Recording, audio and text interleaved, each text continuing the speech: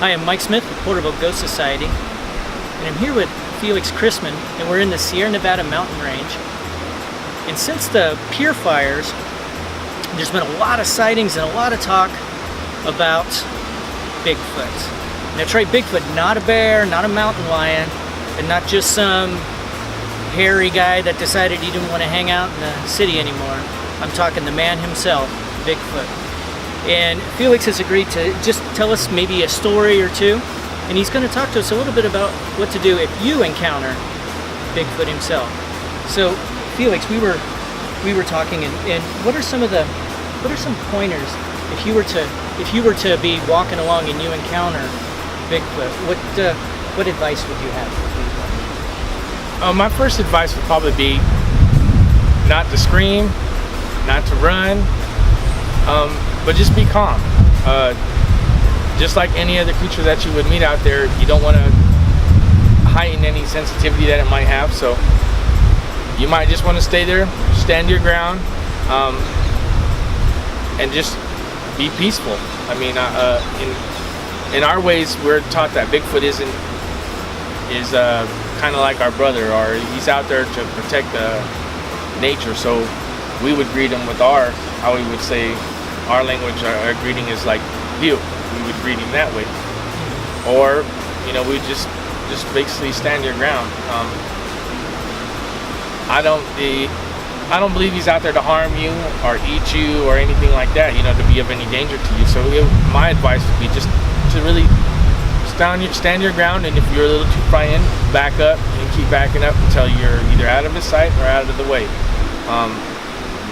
I don't believe they're out there to harm you. I don't believe they're out there to hurt you or capture you or take you or anything like that. I believe that whatever this creature or human being or however you want to classify classify Bigfoot, it's out there for its purpose. It's out there doing what either taking care of nature or living just like a regular person, human being, or an animal, and that it should be respected as so.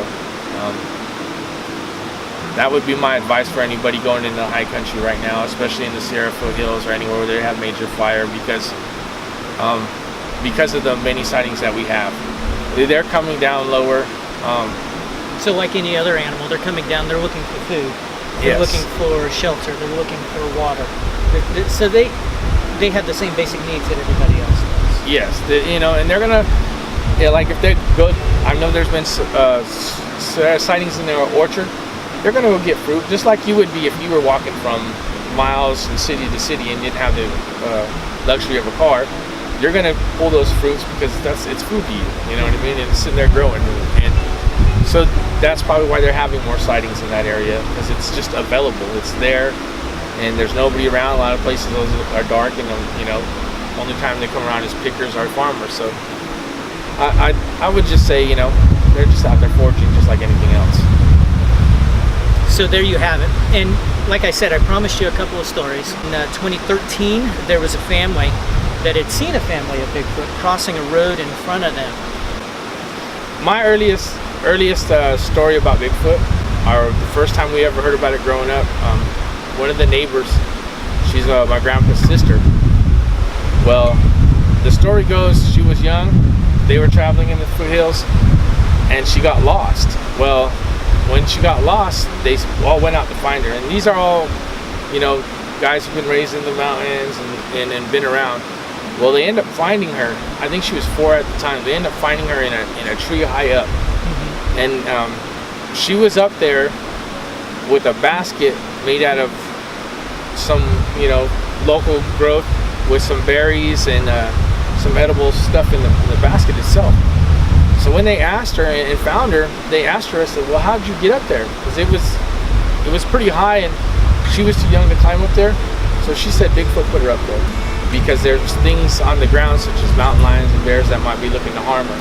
So what he did was he picked her up, put her up there, and gave her something to eat as a way of keeping her safe. So, I mean, there's and throughout the areas, you could talk to many ranchers and other places like that. They'll have their sightings where they've seen their footprints on rocks coming out of the river. They've heard them, they've smelt them. So it growing up and hearing about Bigfoot wasn't like this amazing thing. To us, it was natural. It was just as natural as hearing about a bear sighting or hearing about a mountain lion sighting. So it's to me, it was natural going up and hearing all that stuff. So that was like the first thing that we were told as young kids, and that's kind of what helped put the foundation of, hey, well, he's not out there to hurt you. There's nothing to be scared about. It kind of took that fear away. Oh yeah, he's going to protect you and help you, and if you're out there lost, he's going to show you what to eat. So that's kind of helped us not fear him.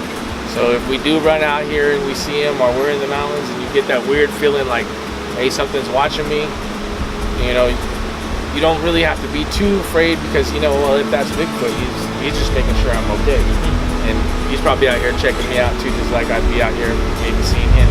So, and then there's also a part where maybe you'll reach us, cross his path and share a sandwich or something, but that's just how natural it is for us growing up where we grew up and growing up in the Sierra foothills to know that they are around. It's not a myth. It's not a matter of is it real or is it not real. It's real. It's out there. It's just you got to be one of them lucky guys to run into it. So.